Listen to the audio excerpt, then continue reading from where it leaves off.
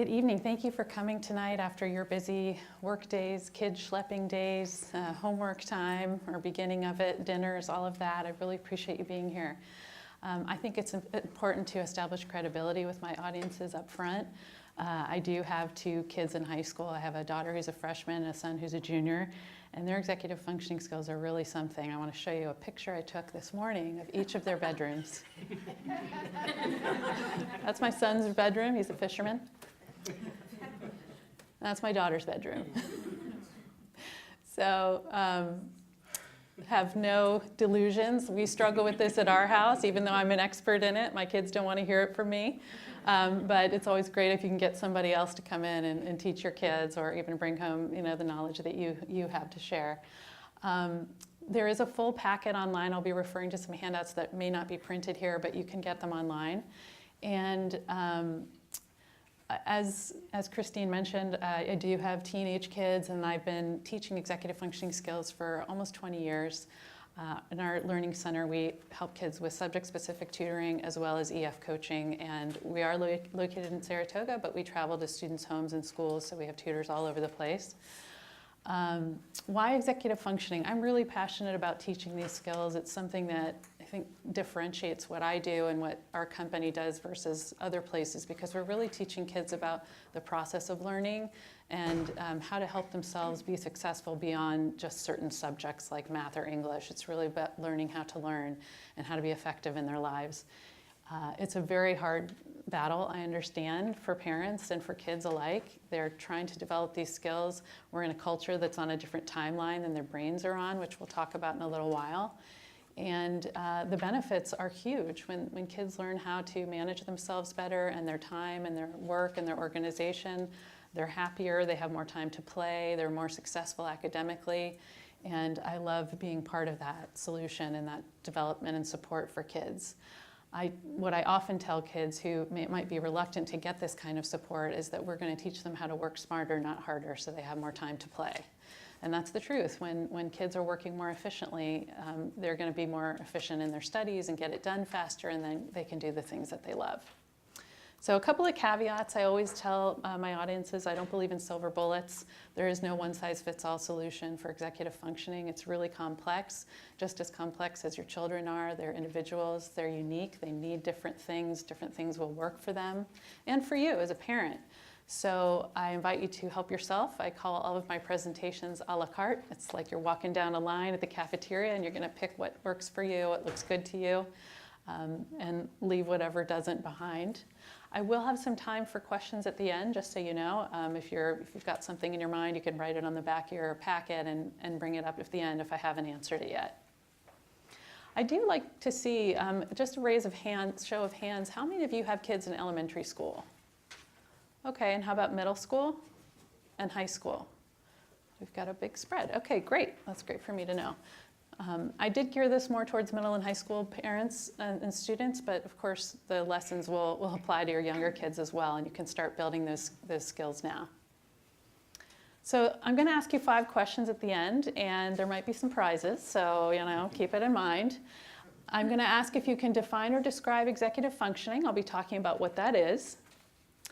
I'm going to ask when the frontal brain lobes fully develop, because that's where executive functioning resides. How can a time chart help me with time awareness? I'm going to ask you to share an example of an organizational structure or habit. And I'm going to ask what your greatest asset is as a parent in supporting executive functioning skills in your kids. Notice there's blue on this slide, and there might be some blue font as well on the slides with answers, so just a little hint there. So there are so many different definitions out there for executive functioning. I picked 3 of my favorites to share with you tonight. One is from George McCloskey, and he has a really robust, there's tons of information online. He's done a lot of research and great work on executive functioning. He talks about it as a set of coordinated processes. Cognitive processes acting in coordinated ways to direct perception, emotion, thought, and action. And then we have EF as goal-directed behavior, so purposeful, organized, strategic, self-regulated, goal-directed behavior. And then EF as a master command and control system. So you might hear people talking about it like being a conductor of an orchestra, where you have to be knowing, what's going on at all times with all the different parts and the players, and you need to be attuned to the big picture as well as the details. Those are all great. I'm going to break it down in a more simple model for you in the next slide. So this is from McCloskey, and he really talks about executive capacities as the overarching umbrella, with the functions and the skills underneath them. He differentiates those, and I like that model, and I'll tell you what those different bubbles are. So the functions are knowing what to do and when to do them. So I sit down with my backpack, it's time for homework. What do I do and when? What order do I do assignments in? How do I find stuff in my backpack? How do I know what to do and what to do next and manage my time while I'm doing it? The example I give here is just like writing down assignments at the end of class. If you have kids who struggle with EF, that's something that sounds really simple. That's actually really hard for them. It's like knowing what, when, where, how to write down their assignments. So the skills are the how to do it. So that's cueing the rest of the neural network to perceive, think, and act. Take out my pen, look at my planner, look at the board, listen to the teacher, inscribe the details. That's a lot of complex series of actions that you might take for granted as an adult because you all have fully developed brains, I bet, I hope, I think. But executive skills, that's the how. So executive functioning is a long process. And our frontal lobes is where the seat of executive functioning is. Those are the last parts of the brain to develop, and it happens when we're in our mid-20s. Some people it's a little older, but we'll say like around 25. So when you're frustrated with your child and you're trying to figure out why for the 100,000th time they've forgotten something at home or they don't know what's due tonight for their homework, just imagine that their brain really is not fully developed yet. And we're in a world that really does demand more complex EF skills earlier and earlier. We're expecting our kids to kind of walk around like little CEOs in their lives, and they're not ready for it. And this is also a clash developmentally because as your kids are transitioning to middle school and middle to high school, you probably want to step out more. You don't want to be involved in all the reminding and the doing and the helping them do. And they often really don't want you to either. They would like to be more independent, but their brains just aren't ready for it. So that's an inherent tension and conflict that we all live with.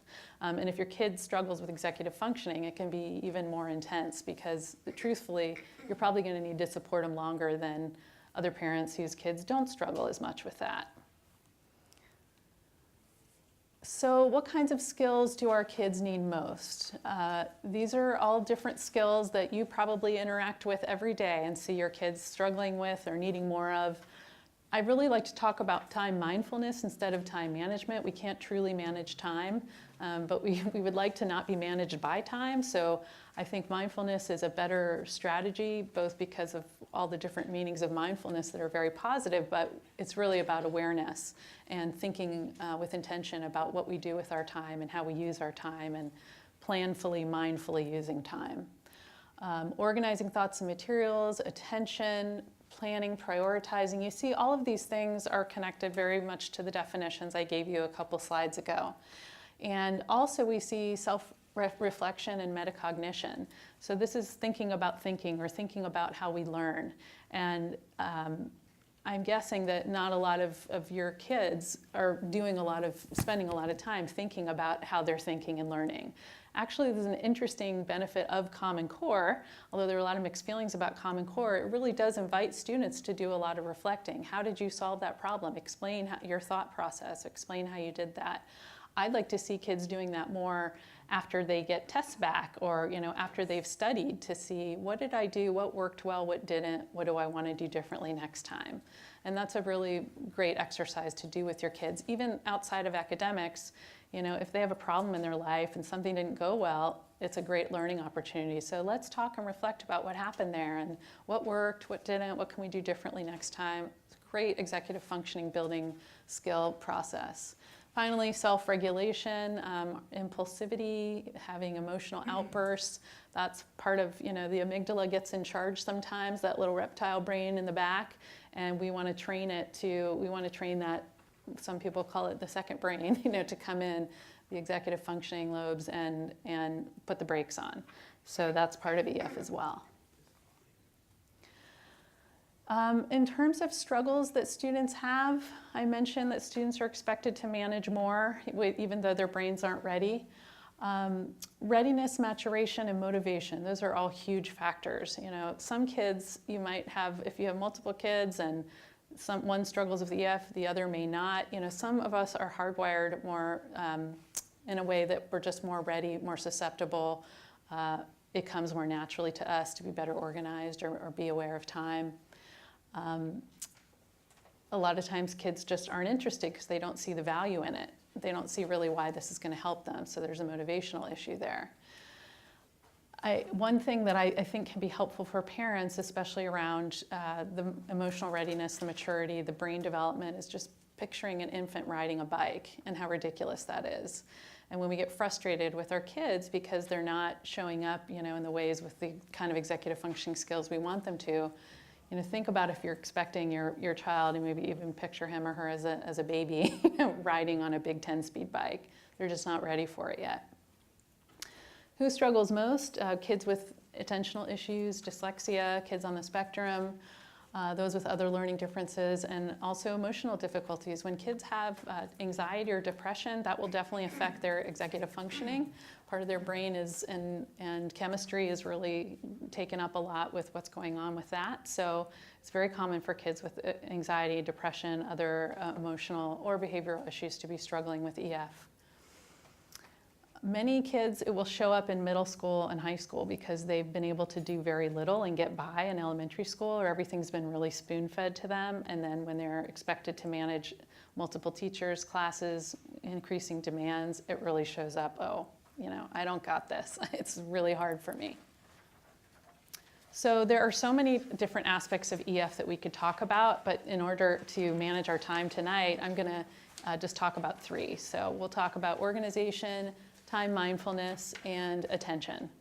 And I have so many more resources and exercises and things that I would love to share with you, but I'm going to limit it tonight, like I said. So if you're hungry for more, you want to learn more, feel free to contact me. There is more in the packet online, so you can check that out too.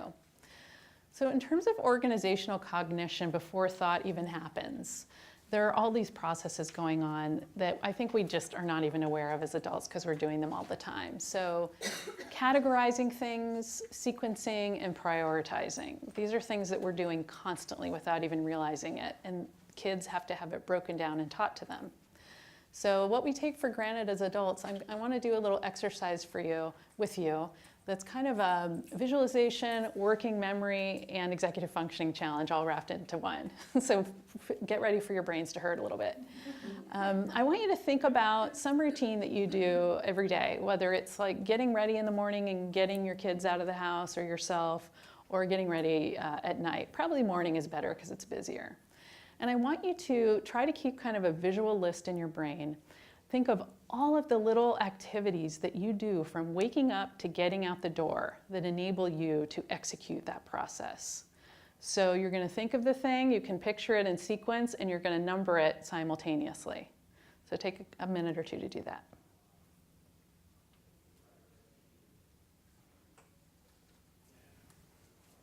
Some of you do a lot of things. You're still really thinking hard. That's impressive. All right, raise your hand if you had 5 or more things. 10 or more. Okay, somewhere between 5 and 10. How many of you found that fairly easy? Fairly difficult? Was it hard to keep the sequence of events and the details in your head? Not so much? Your brains are in better shape than mine. Yes? It's a little, yeah, for me, the sequencing is a little difficult because I have to spend so much time with my daughter helping her get out the door. So my things are kind of interspersed with her. Yeah. Yeah. How many of you, like, what would you say that 50% or more of the activities were related to your child? 75%? Yes, yes, yes. And how many of you were last on the list, on your own list? Maybe you didn't eat, maybe you went out in your pajamas to drive to school. Yeah, that's common. Okay. Well, just, that amount of mental calculation and work that you're doing all the time is stuff that, you know, your child, first of all, has no idea about, and that you're doing because you're an adult with a fully developed frontal lobe. So it's something to keep in mind, just the complexity of those tasks. I'm sure you were all categorizing as you did the exercise, sequencing what comes first, then next, and prioritizing. You're doing those all simultaneously, which is incredibly brilliant and difficult. But you think of it probably as easy because you've been doing it so long. For our kids, not at all. You know, just you have to teach them what each one means, and then how to do it, you know, broken down into tiny little steps. And then they have to practice it about 1,000 times to get it in their own brain. So I just want to, you know, have you think a little bit about the complexity of organizational thinking and behavior there. Two cornerstones of organization are structure and habit. So the structure is, you know, an arrangement of parts. It's stuff that you have to put your stuff in and ways to organize your things. So a bookshelf is an example of an organizational structure. Then we have habit, and that's the, you know, the automatic response that we develop as we do things over and over and over again. Brushing your teeth is a good example of a habit. Can someone give me an example of a structure or a habit? Google Calendar is a structure. It's a calendar, and Google Calendar may be a structure and a habit. It's a Strabit. Yes. Yes, so that's my third category, which is, you know, the two of them put together, and those can be some of the most powerful tools that we have for executive functioning. So putting your keys on a hook in your house every time you walk in the door. The hook is the structure, the putting is the habit. Any other ideas? Thank you for that. Do we have some acronyms to try and help the kids remember sequences of events? Oh, I love that. What are they? Can you share one? We don't really use them. That's okay. But like for afternoon, we say easy, so it's eat, assess, startup tasks, and then glue time. But there are subtasks within each one of them, and I still walk in and trip over my back in. Sure. And they're not even, but they're there. Yeah. So eat, assess, Startup tasks. startup, and Glue time. U time. Wonderful. Yeah. Thank you. Okay, so structures and habits, those are our organizational friends. When you're just trying to think of like where to start with helping your kid with EF organizationally, let's look at our structures and our habits, what's working and what isn't. So online in the handout, there's a packet handout called 9 Steps to an Organized Backpack.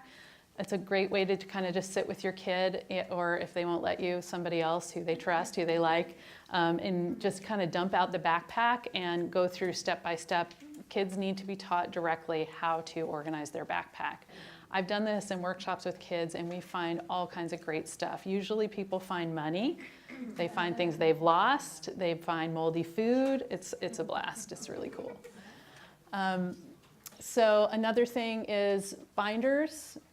Color coding is a great idea. Color coding, you know, binders for subjects. Like all of my math is blue, so I have a blue folder. I have my book covered in a blue cover. I have a blue notebook. It's an easy way for kids to see things quickly and know what subject it is, and they learn that very fast. A Pendaflex or accordion file, if you have a kid who has dysgraphia and the 3-ring binders are really tough, sometimes like just having that file folder they can shove things into, then they need to come home and organize it in case they didn't go in the right slot. But finding organizational structures that work for your child is really critical. Actually, I might even have in the handout packet, I'm going to step back for a second. The first 2 pages are about structure and habit, so I want to just bring your attention to that. I have specific things on structure here, like space stations is one that I want to mention. So in the bedroom, in the house, wherever your child has space that they're responsible for or should be responsible for, I'll have kids create what I call space stations. So like, this is my gaming space, this is my homework space, this is my getting ready in the morning space. A bed is a place for sleeping, as much as our kids might like to do like gaming on there or use their devices. We really want to teach them good sleep hygiene, so that's my sleep space. All that belongs there is my bed, my pillow, my blanket. So getting really clear about structure in their space is important. There are a bunch of ideas on there for different organizational structures, and then habits. I talk about house jobs. Helping kids learn to be responsible, contributing citizens in your house is a great way to develop executive functioning skills. There are apps for that, chore wars, you can make it a competition, you can make it fun, but helping kids understand that they're contributors to the house working well and the organization and structure of things at home is really useful. There are different time of day routines that I mention on here around habit, like morning, afternoon, and evening structures and habits. School routines we're talking about now. One additional resource I love is the Ohio Principle. I'm from Ohio, so it's pretty exciting to me, but it stands for only handle it once. So once you get something, you do something with it right away. I am famously not good at this with my email because I will read something and mark it unread when I'm not ready to deal with it. But the idea really is a good one, that you only handle it once with, this was like a simple thing that I talked about at one of my presentations that a mother went home and told her daughter about, and then she called me the next day, no, it was probably a week later, and she said, you know, that only handle it once, that Ohio Principle is fantastic. I told my daughter, we've always been fighting about her leaving her pajamas on the floor. The next day, we have a hook on the back of her door. She took them off and put them on the hook. I couldn't believe it. It changed my life. So that might not always happen for you, but sometimes a simple tool like that really, really works well. And then you don't have to lecture your kid about it. You can just say, are you observing the Ohio Principle? Or you can just put it on a Post-it or something and remind them visually. So a shuttle folder is a wonderful thing. This is just a simple colored paper folder with 2 pockets in it. For its only job is managing homework, shuttling it back and forth. So on one side, they get their homework to do each night, put it in there. They come home, they open the shuttle folder, they do the work, they put it on the other side, which is to turn in. The shuttle folder goes back in the backpack, and they take it to school and hopefully remember to turn it in. There are ways to remind them to do that. But shuttle folder can be a really great solution if you have a kid who often loses their homework or forgets it. Planners, agendas, and calendars. Paper calendars are still the friend of many, although some kids prefer, more technical methods, and I know that a lot of schools are using laptops and iPads, so there are certainly lots of methods on there to track work and assignments, but some kids really do better with paper and with something physical and writing it. So a whiteboard in the room, a notebook. I brought up an example of a planner tonight that you're welcome to look at. It's got a great visual outlay and ways to actually chunk the work and estimate time and really think more critically and be mindful about the time with homework. When you're trying to establish a new habit, sometimes you need a little external reminder. So Mead makes these wonderful wristbands that you can, I'll just take one off and take it out. You can write something on it. There's a little sticky tab inside. You put it on your wrist like a bracelet, and you're the super cool kid with a wristband who's going to remember to do something. There's also a Post-it version of this, which is really nice, and you can put it around your backpack strap, or you can wear it, or you can stick it on your forehead and walk around all day like that. But that's another great little simple tool. Where do you get those? Those are just available at office supply stores, but I'll leave it up here and you can look at it. That's made by Post-it, and this one is by Mead. But you can also just have a simple rubber band or a colored string that goes on the backpack as you're trying to establish a new habit, or a sticker, or there are all kinds of fun things that you can do. Just sometimes we need that external cue at the beginning. So habits breed consistency, predictability, automaticity. We're really in the habit formation business when we talk about executive functioning, and it takes a long time and it takes a lot of consistent practice. And often when kids are having trouble establishing a habit, it's because they're not practicing consistently, or maybe the method isn't working for them and it needs adjustment. But it's wonderful when behaviors become automatic, because then you're not even having to think about it consciously and we're not having to argue about it. So some examples of habits that we all have, or that our kids show they're capable of: sending streaks on Snapchat. I know a lot of teenagers are really good at doing. That's a habit they get very involved in. Listening to voicemails, responding to emails as adults, checking School Loop, Canvas, Schoology, different things like that. Everyday habits that we incorporate.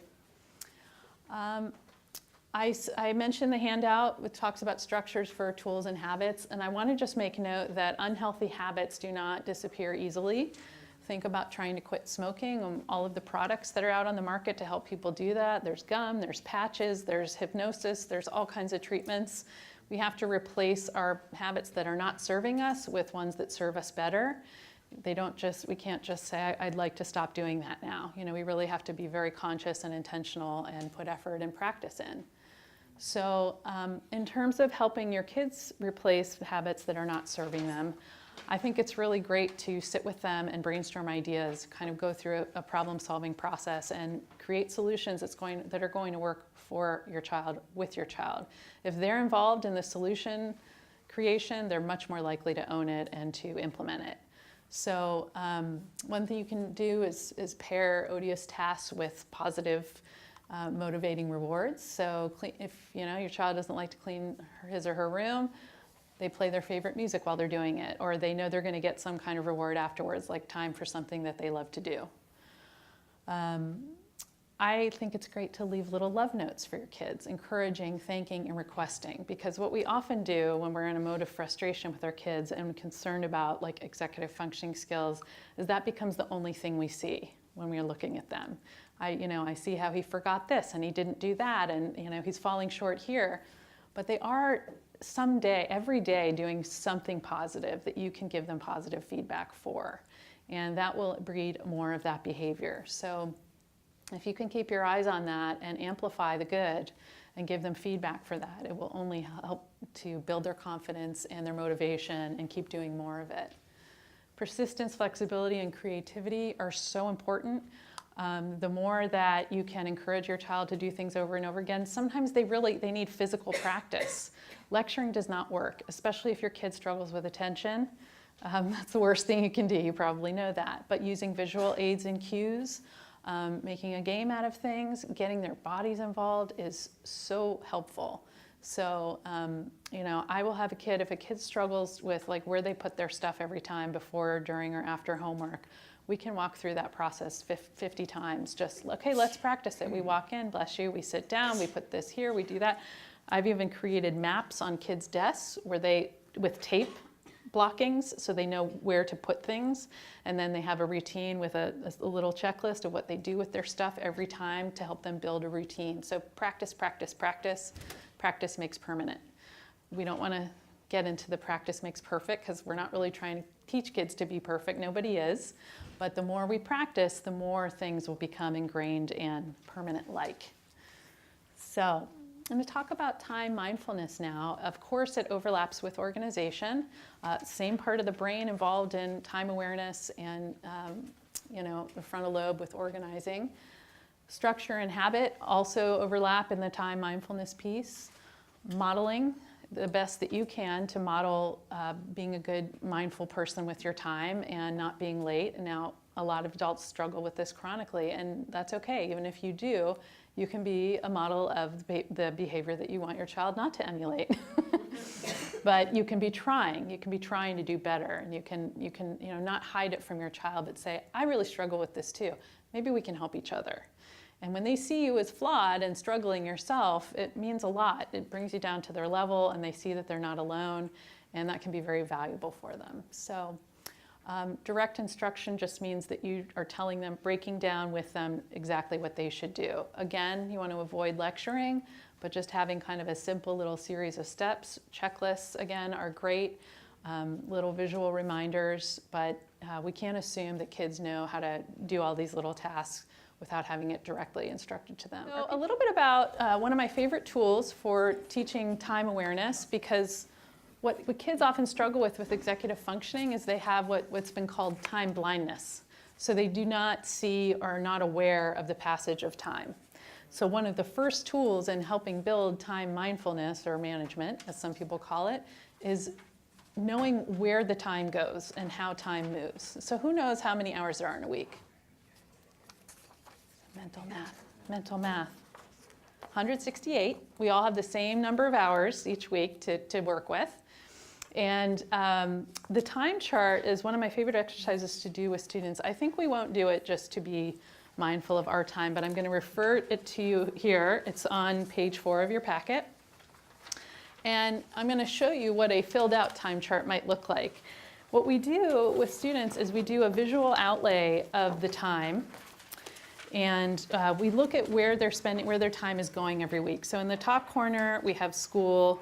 Then we have necessary activities, study, and free time. So I have students pick a color for each thing and then block out their time on the time chart. Before we start, I always ask, how many hours a week do you think you're in school? And most kids will say, all of them. They think that they're in school all the time. So it's really illuminating for them to fill it out and say, oh, I'm actually only in school about 30 of the 168 hours. Okay, so what are we doing with the rest of the time? Just so you know, if you do this with your child or for yourself, necessary activities, let me see if any of you know. What do you think are some necessary activities in a week? Sleep, yes, excellent. You know so much more than most of the teens I work with.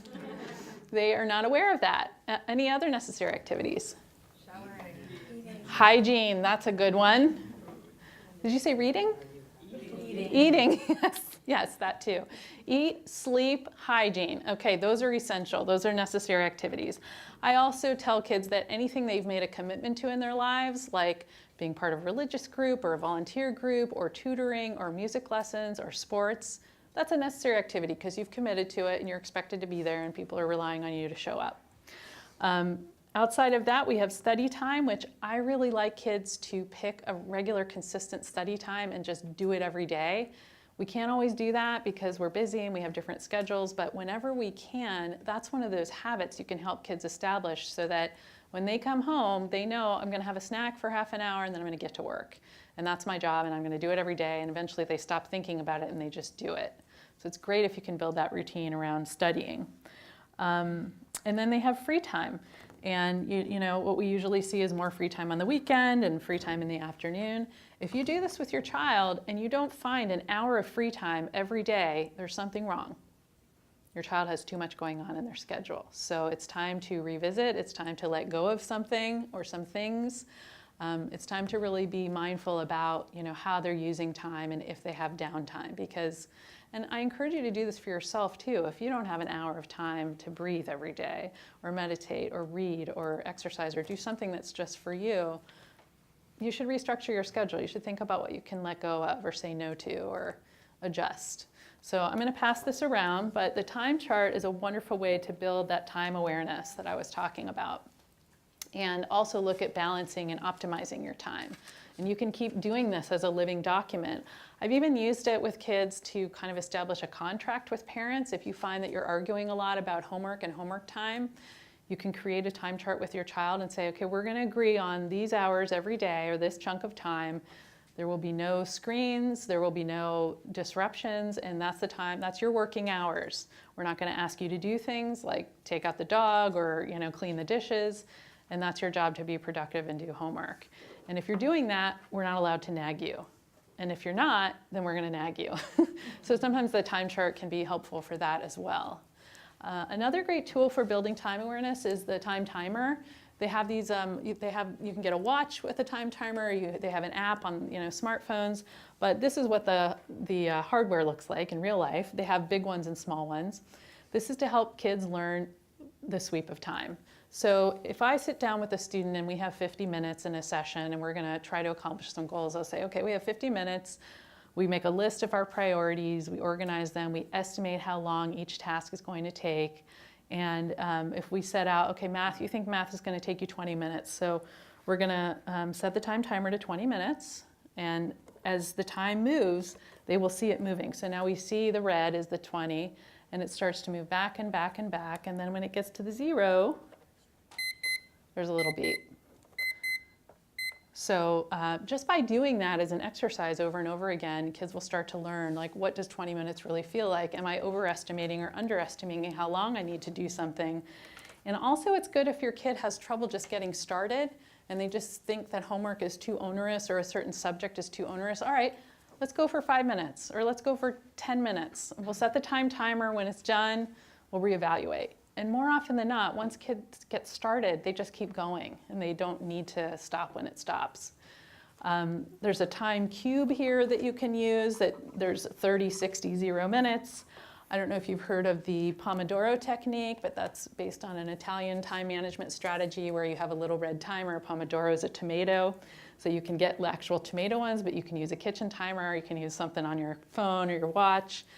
But the idea is you chunk out your work in 25-minute increments.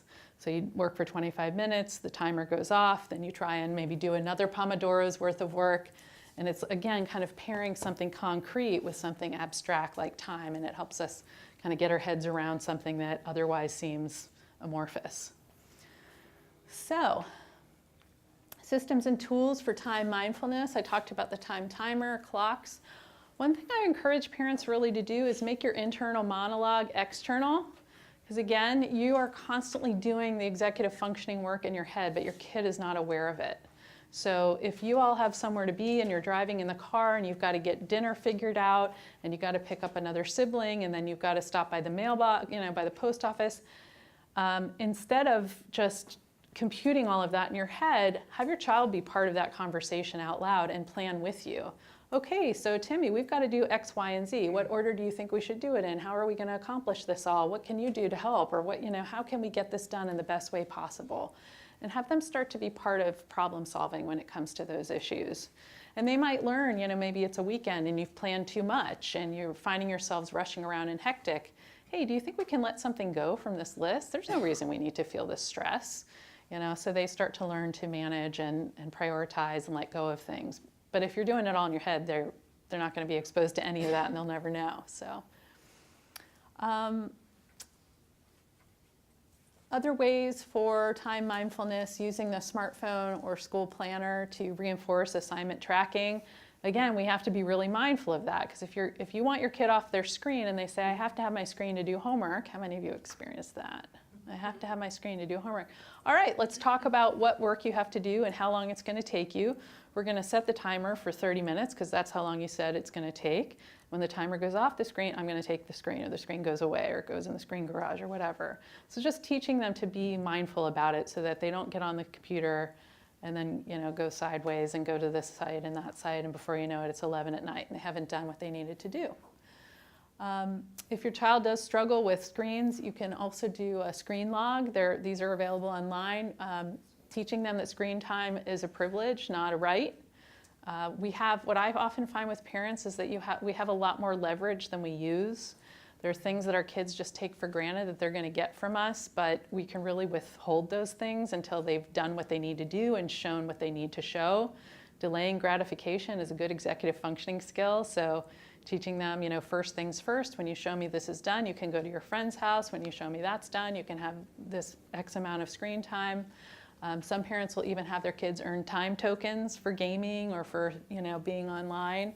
When you've done this amount of work, you can get this many minutes of screen time. So I know it's really hard with older teenagers, especially if you have to dial back, some habits that aren't really serving them. But starting to shift that conversation and have them show you that they've earned the privilege is really helpful. There's a prioritization method. You all know how to prioritize as adults, but kids don't. So that will be in the online packet, but it's called the ABC method. And it's basically helping kids think about what they need to do, and not just like what's most important or what's due the next day, but what has the greatest consequence of not getting done when they're prioritizing. So that's something they often won't think about, is like, what if I don't get this done, what's going to happen? And that helps them prioritize as well. Chunking, I tell kids, would you ever sit down and eat a whole cake in one setting? If you wanted a really bad stomach ache, you would, but that's not how our brains are designed to learn and take in information. So helping them chunk assignments and break assignments into small, manageable parts. There is a whole handout in the online packet about chunking assignments and doing what I call backwards planning. Once we know what the end goal is and the due date, we can work backwards from that and create all the little milestones in our calendar up until achieving that goal. And then in your packet here, you have one on overcoming procrastination. How many of you or your kids struggle ever with procrastination? Right? We don't want to do the things we don't want to do. And I do just want to say that a lot of parents think when their kids are procrastinating, it's because they're lazy. And really the truth usually is that they're anxious. We put off the things that we don't want to do, often not just because they're boring maybe, or it's not our favorite subject, but we're afraid of it. We're afraid that we're not going to be up to the task, or we're not going to do it well enough, or we just can't figure it out. So if you can kind of shift your thinking a little bit when your child is procrastinating, kind of come toward them with, I know this is really hard for you. Let's figure out how we can just get started or chunk it out or get it done. That can be a really productive thing to do. So you can read those tips later on, but they're there for you. Buffers and contingencies, helping kids expect difficulties and make plans to overcome them. There's another sheet in the online resources called Be Prepared. It stands for predicting, anticipating, and planning. So basically, we want to help kids predict what could go wrong. The toner will run out on the printer. The internet will be down. You know, your dog will have eaten your homework, whatever happens, you know, and then anticipate what can I do? What are some possible solutions if that happens? And plan, you know, action steps so that they are thinking ahead. That's a big executive functioning skill, is to think about kind of what can go wrong and how to problem solve to prepare for that. I like to teach kids and adults, if they struggle with their time, to estimate how long tasks will take and then double it. That means getting ready to go to the airport, or, you know, showing up for an appointment, or getting an assignment done. It's going to take twice as long as you think it will, and then if it takes less, you're pleasantly surprised. But that's a good mode for our kids to be in who struggle with EF. Find the humor, fix it as best you can, and move on. About a week ago, my son's driving, and he drives my daughter to school. She always wants to leave about a half hour earlier than he does. He's ready to be on time, but that's not good enough for her. So we had a Middle East peace process negotiation that 7:40 would be the time that they would leave. Like this happened the second week of school. We were all involved. We came to an agreement. And about a week ago, I think my daughter wanted to meet up with a friend or something, and she was sure that my son was going to be late and not ready. So at about 7:35, she came in and just started really letting me know that we needed to establish an earlier departure time, and this wasn't working for her, and it wasn't going to be okay. And she got in a big fight with her brother because I said, you know, we've already talked about this. I'm going to have you guys work it out. And ultimately, my son was in the car at 7:38, and my daughter was in the car at 7:42 because she was arguing and she wasn't ready for school. So I was able to find the absurdity in that and laugh at it, and I encourage you to do that too. When you're witnessing these executive functioning meltdowns or struggles, if you can laugh about it, it will add yours to your life, and the reverse is true if you can't. So, you know, you fix it as best you can and move on, and just expect that these things are going to constantly be happening. And, you know, when they're older and their brains are fully developed, they'll come back and thank you, and you can have a good laugh about it. So I want to talk a little bit about attention. It's how we actively select and process specific information in our environment. I'm guessing that by now you're all losing some of your attentive capacity because I've been talking a long time. It's kind of tiring for you to sit there and listen to my voice. So I want to play a quick game for you to kind of just get your blood flowing a little bit. And it's a working memory game that's super fun. It's called Do As I Said, Not As I Say. So I'm going to give you some commands, requests, and you're not going to do the thing I'm doing right now. You're going to do the last thing I said. So you're going to have to try and remember that. So the first thing I'd like to do is stand up. Great job. The next thing I'd like you to do is put your hands on your hips. The next thing I'd like you to do is put your hands on your head. Now I want you to do the hokey pokey and wiggle yourself around. Now I want you to touch your knees. Now I want you to make a silly face. Now I want you to pull on your ears. Now I want you to shake your shoulders. Put your hands in your pocket. Sit down. Smile. Smile. Smile. All right, good. That was a nice job. So working memory, involves holding information in your brain even while you're doing multiple things at once. We're really asking our kids to do this all the time when they're in school and transitioning from activity to activity. If they're in middle and high school and they have multiple teachers, it's like having 5 or 6 different bosses. It's not easy, but nice job with your attention there. So sights, sounds, sensations going on all around you, the pressure of your feet on the floor, how well you slept last night, smells in the room, the temperature, if I have something funny on my face that I don't know about, you all are, different things are vying for your attention. One way to think of attention is like a highlighter. As you read through a section of a book, the highlighted section stands out, causing you to focus on that area. For kids with attentional difficulties, it's like there's highlighter everywhere. So they have a really hard time, knowing what to focus on. It involves ignoring a lot of competing information and stimuli. So you've got to tune out irrelevant information, sensations, and focus on what matters. So there are different methods for doing that. It is a skill that takes learning and practice. One thing that we all have different amounts of is a capacity to attend. So how much and how long is different for every person. And key variables that impact that, how interested we are, how many distractors we experience, like I said, how tired we are, what else is happening in our lives. If we're depressed or anxious, that's going to make it really hard to focus. Attention is selective and variable, and since we have to focus and filter, that can be a huge challenge for kids who struggle with attention. So there's a handout in your packet next that has supporting attention and focus skills. And one just analogy I want to talk to you about is laser beam versus light bulb focus. So the kind of light that a light bulb has is, diffuse, and it's not very focused. And the laser beam, of course, is very direct. So that's a great analogy for helping kids think about the kind of attention they need at any given time. So who can give me an example for something that a light bulb focus is just fine? Like, you don't really need laser beam. PE class, okay. I hope there aren't any PE teachers. They might disagree, but yes. Okay, yeah, that diffuse kind of general focus is fine. Other ideas? Reading. Do you think light bulb is fine? Yeah. Reading's probably really easy for you. Yeah, that makes sense. And for somebody who might struggle with reading, it probably requires more of a laser beam. So that's a great example because we all kind of need different kinds of attention for different activities. How about laser beam examples in general? Listen to instruction. Listening to instruction, yes. Especially if you're a child who has a hard time auditorily, that's going to be a challenge. Yes? Solving equations, you need that laser beam focus, yeah.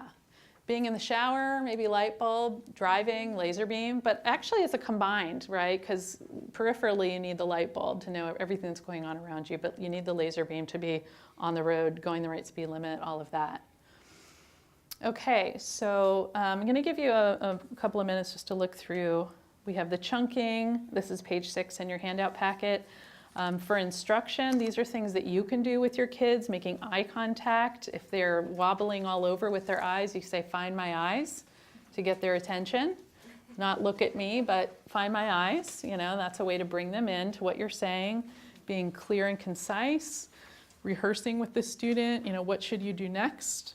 Writing visual aids. Involving our senses. The more that you can get kids different senses involved, the better for learning and for practice and for habituation. Sometimes if you have a private running joke or a keyword, that can be helpful. This is more for classroom teachers, but even for your child in other settings, if you can say, "Hey, if I wiggle my ear or I say zebras, that means I need you to focus better. I need you to come back to laser beam focus." I have some ideas here for self-monitoring if you're trying to help your kid build some self-awareness around attention. You can have them, for example, if they, cue them with a reminder, like when they sit down to do homework, do check marks on a Post-it or on a piece of paper for every time they find themselves losing focus and coming back.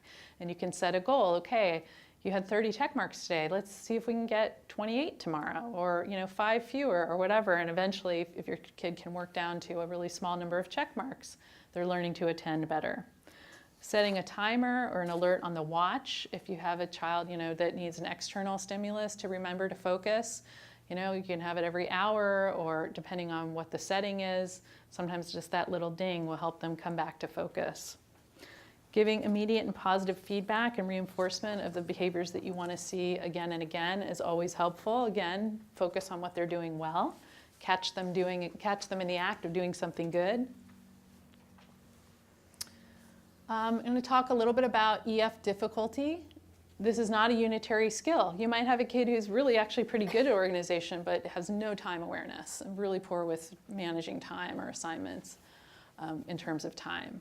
You might have a kid who's really good at self-regulation, but they struggle with working memory.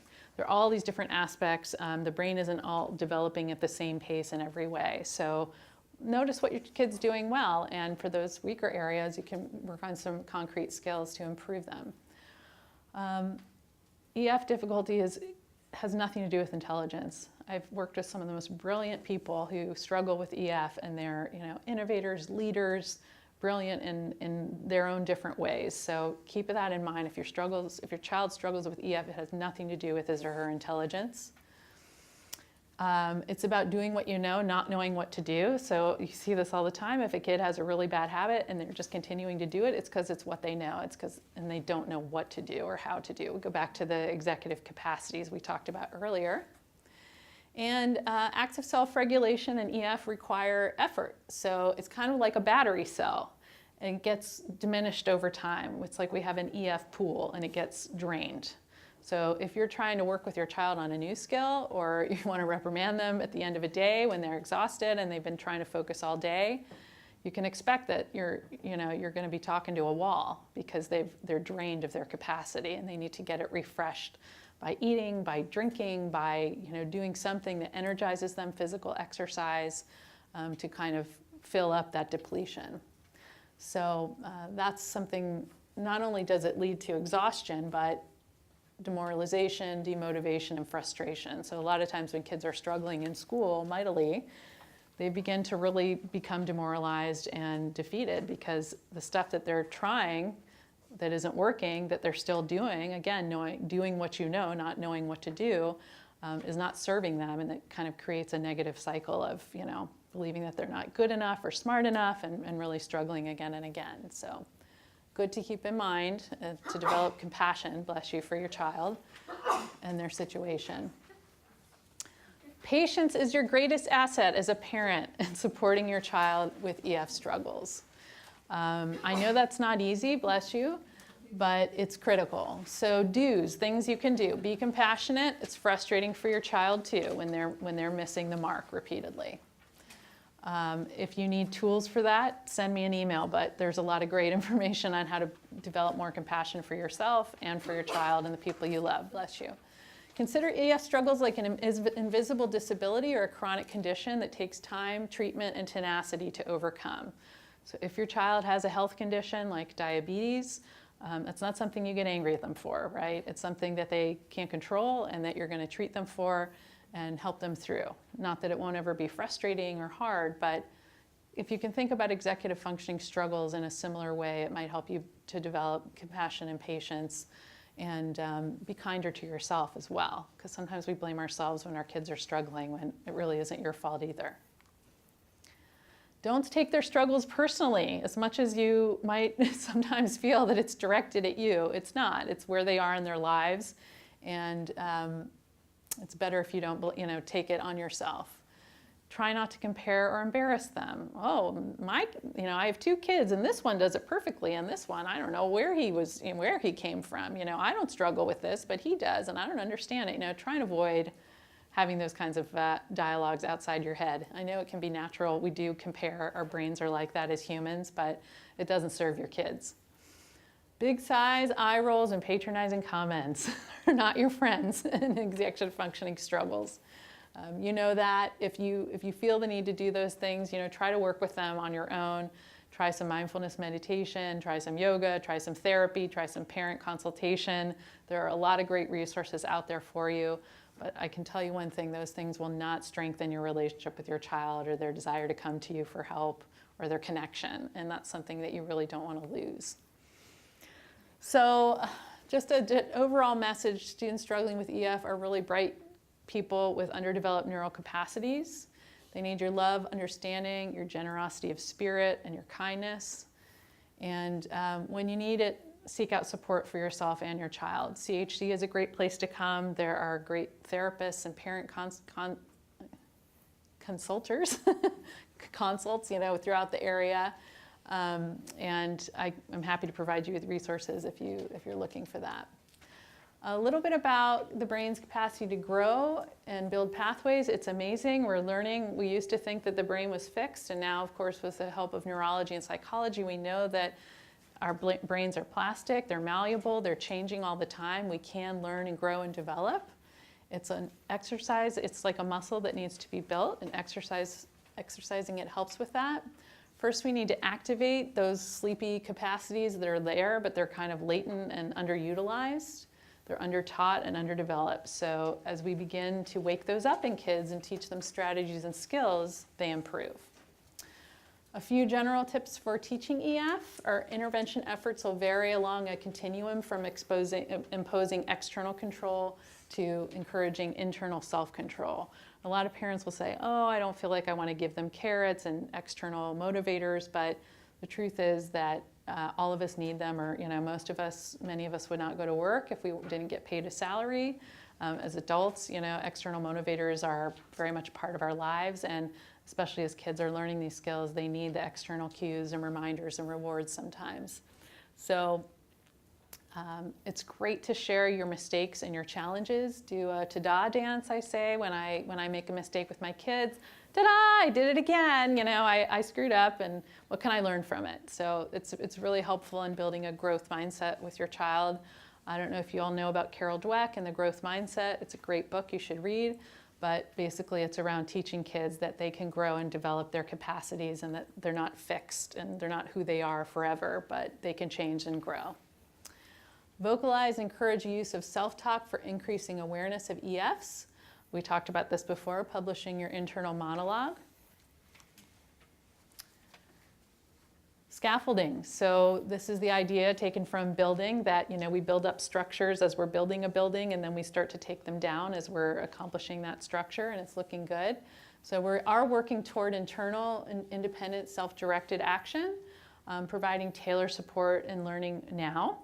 And as time goes on and your kids are mastering those skills, you can be slowly starting to remove the scaffolding.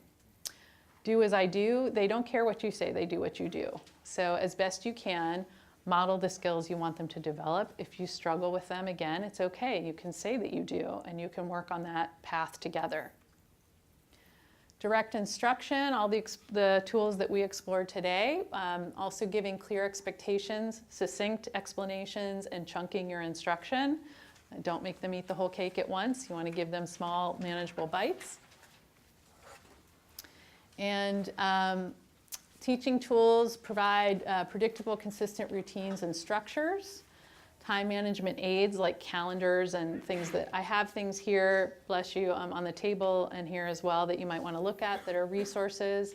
Giving them external prompts and cues as a substitute, when they're not able to do it for themselves, and eventually those will be able to be taken away. Also provide the purpose and relevance. Your teens and your preteens are going to want to know, why am I doing this? Why does this matter, and why does it benefit me? So if you can lead with that, they're going to be a lot more interested in paying attention to what you have to say. Sometimes parents say, I'm worried if I give them too much support, they're going to learn helplessness. That's not the case with EF. The reality with kids with executive functioning difficulties are going to need more support for longer periods of time. If that's causing you stress or tension in your relationship, try and bring someone else in to do it. An uncle, an aunt, a friend, a college student, a tutor, whatever, but they will need support.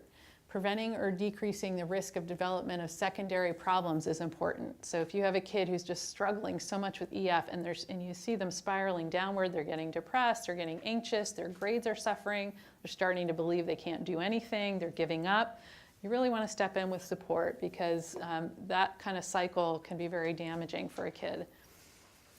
Setting individualized expectations. Sometimes I'll set a goal with the student to write in their planner once for the whole week. That would be a huge improvement from where they've started. Of course, I eventually want them to write in it every day, or have a certain plan they do that's much more complex.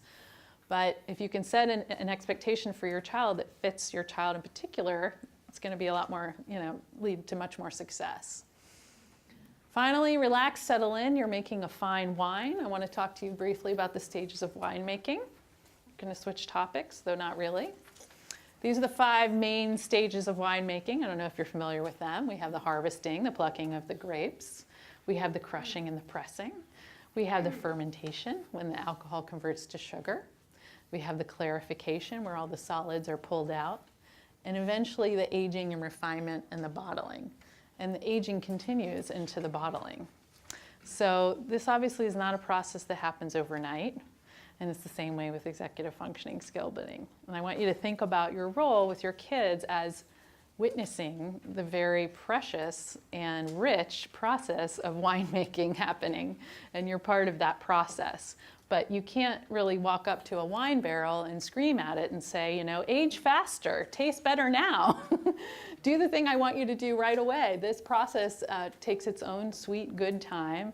And when it's ready, it's ready. And different wines mature at different stages and different ages, bless you. So just know that you're part of a very rich and ancient process that parents have been doing for centuries. And we happen to live in a time where it's a lot more complex and kind of riddled with anxiety and difficulty. But you're doing a great job. You're doing the most important work.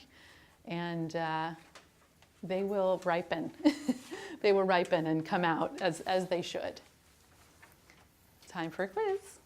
Who can tell me, or who can define or describe executive functioning? It doesn't have to be a perfect definition, just what do you remember?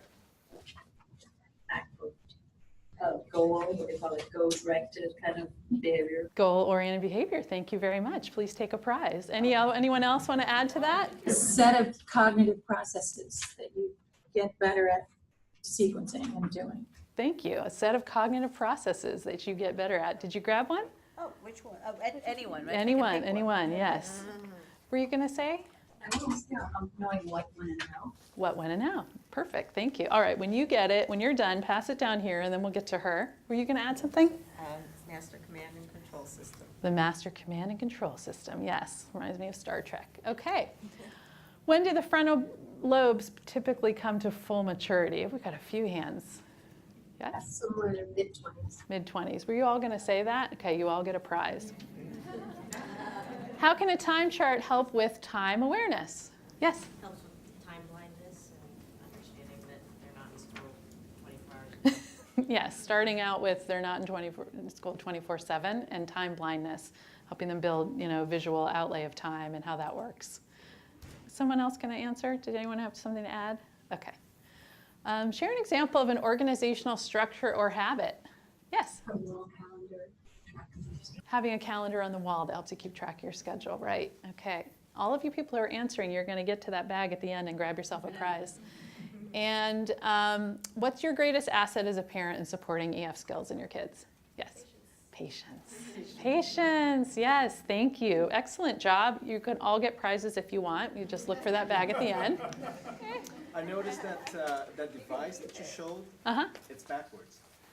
It's backwards. It is backwards. How so? Because the 55 is supposed to be where the 5 is, and Oh, yeah, it's not like a traditional clock. You're right. Yeah, it starts with the increments of 5 on the left I side. don't know why, but I figured. Yeah. Do you have any specific, strategies for kids who, like my son and like I was at that age, and I don't remember how I grew out of it, who loses physical things, just like, I need to put Velcro on him if he's going to keep stuff, and like having him pay me back for stuff he loses hasn't been that effective as a deterrent. He lost a watch and he's supposed to have one for sailing, and I'm not getting him another one, but he's also not doing anything to figure out how to do that. I've been struggling this at least 10 years. He's 14, and this has been, but like for real for the last 5 years, just, and I know he's upset and he feels bad when it happens, but I don't know what kind of tools. Is there anything that he has that he hasn't lost, that he's been able to really hold on to? The dog. We still have a dog. He hasn't. No, I was gonna say, no, he. Does he have a phone? Yeah, but he lost $170 of birthday money because after I thought he learned the lesson that, you don't put it in a loose pocket, right? And ride your bike or do anything. Right. And I thought, oh, he learned that a couple years ago because it fell out on a street. He had no idea till Right. someone called and we got the phone. I thought, great.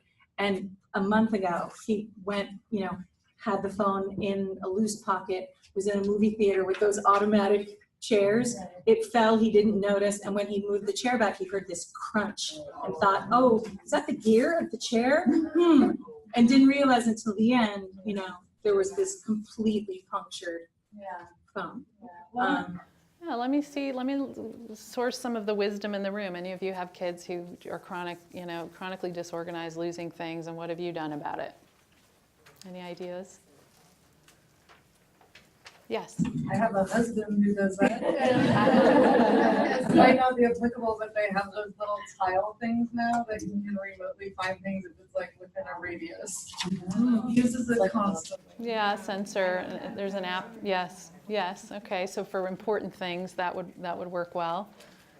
Were you gonna say? Actually, I have a question. So my daughter is the opposite. She does not lose things. I always, have to keep my phone, my little keys, whatever. Yeah, wait, let me just 1 second. I'll just tell you that sometimes if you can find out, if there are things that he doesn't lose, like what's he doing there and how can we apply that in other places.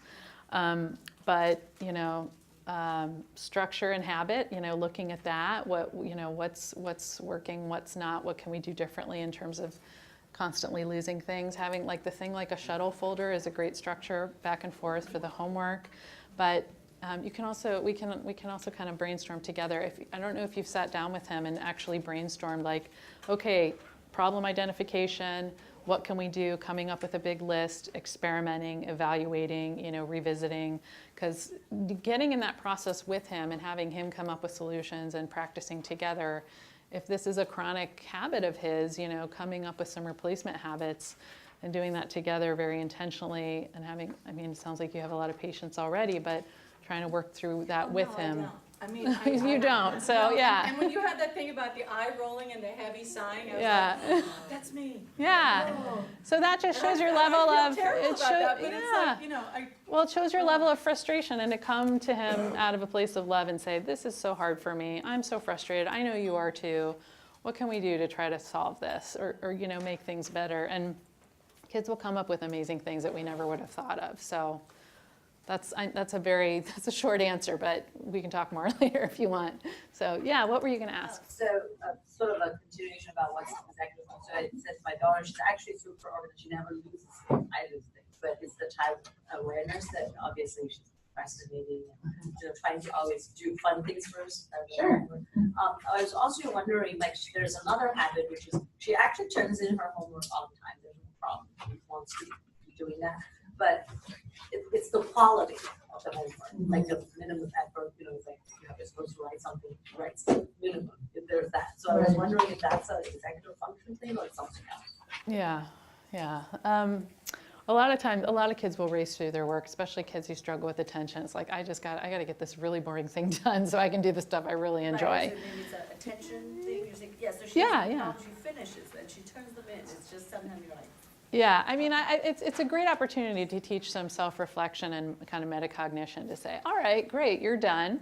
Let's do a quality check, because as you get older and time goes on, maybe your teachers are accepting this now, or maybe you're getting docked for credit, but try if you can kind of link what she's doing to something that is valuable or meaningful to her, even a future goal, because Kate's very much in the moment. That's part of not having a fully developed frontal lobe. But to say, what's something she's passionate about or wants to do in the future, you will be able to make a connection between the level of quality of work she's doing now and getting to that place and help her see it. What we call maturity, right? Because she tends to live in the current present. Right, which is like a great thing that all of us could learn from as adults, right? Being present in the moment, right? To a certain extent, that is a strength.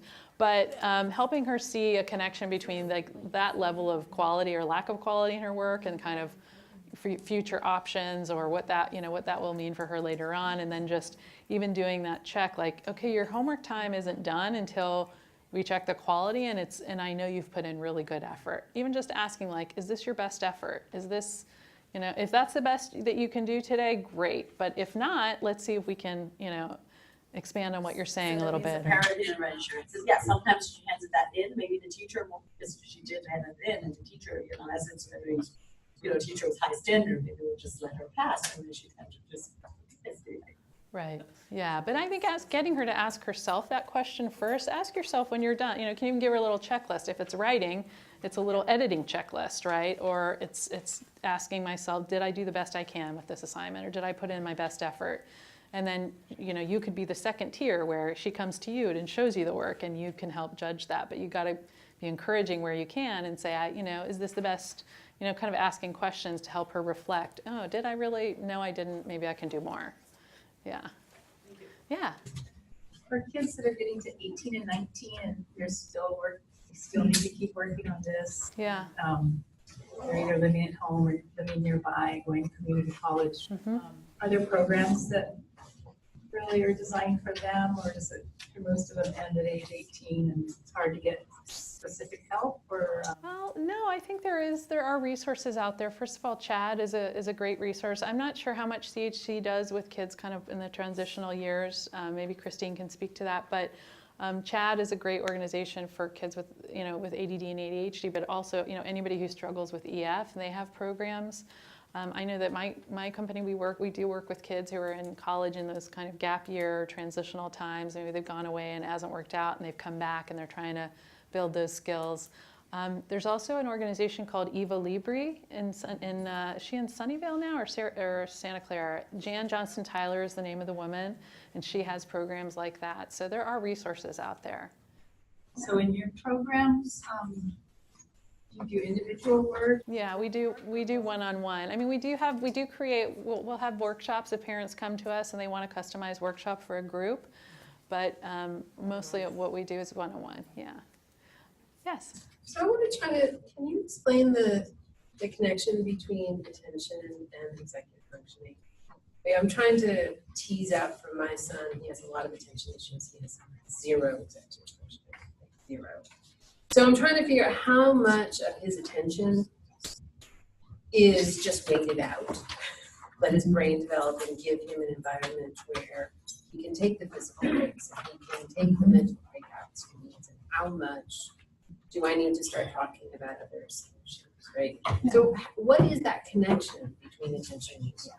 So attention is a subset of executive functioning. It's like working memory and self-regulation and those kinds of things. So it's definitely a part of EF. There have been questions and reevaluations with the DSM-5, with the Diagnostic Statistical Manual that helps label and give diagnoses that ADD and ADHD should just go away, and we should call it EF. We should call it EF dysfunction or whatever. But attention is a subset of it, and the extent to which your child struggles is, I think, kind of an indication of is it time to do something else. I don't know how old your child is, if they've been tested, but for certain things, like if you want your kid to have accommodations in school or on tests, especially on standardized tests, the earlier you can get that, the better, although not like before kinder. But sometimes kids find if they're really struggling with attention, families do nutritional intervention, they do coaching. Some people find medication as a game changer for them. So there are a lot of different ways, and it kind of depends on the level of struggle and how they're doing psychosocially, emotionally, Right, I understand all that bit. I was just trying to tease out how much could be, because he really has none. Like, it's really remarkable how little he has. Mm-hmm. So he cannot start anything new, he cannot break down a new task. And he's really bright, he just can't do that. So I wanted to understand that bit. Yeah. So. Yeah, it's a subset. I mean, that's the short answer. Right. Yeah. But it sounds like intervention would really help him. Yeah. Yes. I just had a related question about anxiety, though. Is like, how do you tell the difference if it's executive functioning or if it's anxiety preventing them from doing?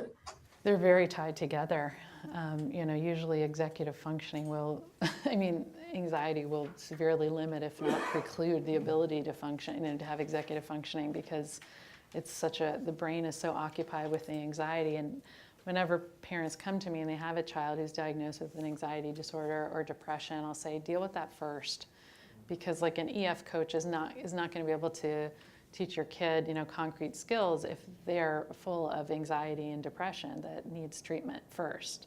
So I can't tell. You can't tell if he's anxious, and that's when you can't function. I guess that's what I was saying. If you can't quite tell what the difference is. yeah, I think there are kind of signs and signals that would indicate, but the best thing is to get him assessed by the pediatrician or psychiatrist, psychologist, depending on what you want to do. But yeah, that can be a big barrier for kids. Other questions? Yes. I think I've heard some other people still really like to go with the paper planners, and I think a lot of the schools are relying so much on these online portals that it makes it difficult. Are you encouraging to still use paper planners more, or does it depend on the kid, or how do you approach it? I want to find whatever works for the kid I'm working with and have them use that. Because if you dictate a solution and it's not right for that kid, they're not going to use it. So it's really about finding what is the right fit for your child and tailoring that. Sometimes kids have like a hybrid where they keep a paper and then the electronic is backup, or they keep the electronic and they have a whiteboard in their room to reinforce deadlines. So it's really about finding the solution that works for your child. Can you share the publisher of that one that you helped? This planner? Yeah, and I can pass these around. This is efpractice.com is where to find this. efpractice.com. Yeah, and yeah, you're welcome to look at any of the materials up here. I can pass this around too. Yes? May I share a data point? Yes. In regards to paper versus digital? Mm-hmm. So Stanford is, one of the schools that they're famous for is their design thinking school. So the class prepares a lot of professionals actually that are designing, implementing, and building digital stuff. But the way the training is all tangible.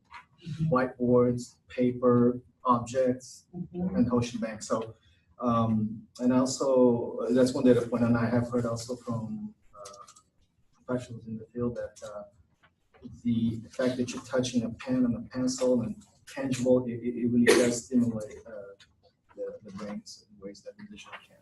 Right, yeah. Yeah, and some people do better seeing a visual thing on we're raising our kids in this highly immersive digital culture, so they're so used to seeing things on a screen. So sometimes having a combination is helpful in that vein too. Did you have a question?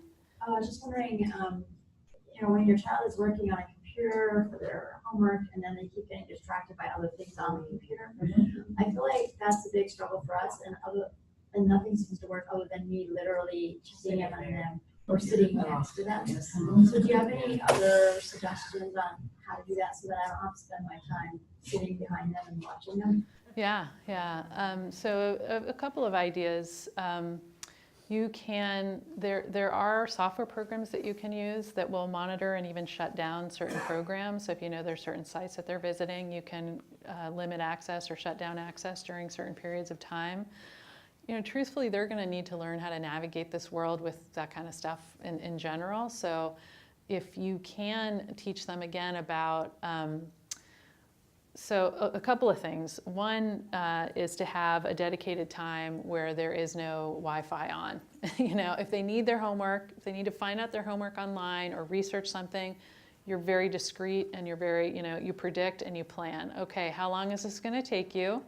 You're going to have half an hour, or you're going to have 45 minutes, or whatever it is, and there's a limit set, even a timer set, and that's the time you get to do the work. And after that, we're turning off the Wi-Fi, or you change the password, or whatever it is. So, managing access. But short of that, it's kind of about being mindful of the time. You can use software and apps, like I said, to shut down certain apps. There are productivity apps that won't let you go on certain websites. And then, just being physically present is great, but I know that's not always possible. So other people, how have the rest of you dealt with that? It's a very common problem. That's a common problem. Yeah. Do you use software or apps that monitor or that limit access? Any of you? I know I have friends who do that, but then I'm also having the view that if I do that all the time for my child, then once they don't have that, then it's not that. Right. So right now I'm letting her sort of try to settle the limit on how long homework. it's a 30-minute homework, you can take an hour and a half. Right. Right. I like the idea of being mindful about the time and then limiting access. Like, we're going to decide how long you need together to do this. I'm going to give you the access for that time, and then I'm going to hold on to the laptop for the rest of the evening or until the rest of your homework is done and you show me that. Sometimes having that physical, physically removing it is helpful too. I would say along the lines of your time chart, Yeah. there's ways to track what they're doing online. That's right. Only them, so they can see how much they spend doing this versus that. That's right. Yeah, you can track what apps they're using and where they're going. And in addition to limiting it, I mean, you can use it as a way to say, let's look at what you did this week. Let's look at how you actually used your time. And do you have ideas for how we can use this more constructively? Or would you like me to come up with some limits because you're having a hard time finding the limits for yourself? Kind of having that dialogue with your child. We do use software, although primarily for my child who has outstanding executive function, she likes to track it herself, but but it's a challenge if your school's using Google Classroom, because then you actually have to be online all the time. You can't just shut the Wi-Fi off, and if they want to go learn something on Khan Academy, then they have to have access there, or YouTube. So I just got a text actually, like, can you extend my YouTube time? From my responsible child, and the other kid, we're not using it because he doesn't even have a laptop, but the problem is they have to buy in either way, because they'll figure a way around it. They'll shut off the VPN on their phone, all sorts, there are always ways around it. And so I think for me, struggling to get the buy-in and the motivation first, and then still having to sit behind them as they're doing the homework is, and that's where my patience go really far down, and then it provokes the anxiety, I think, even more. So it's this tough cycle.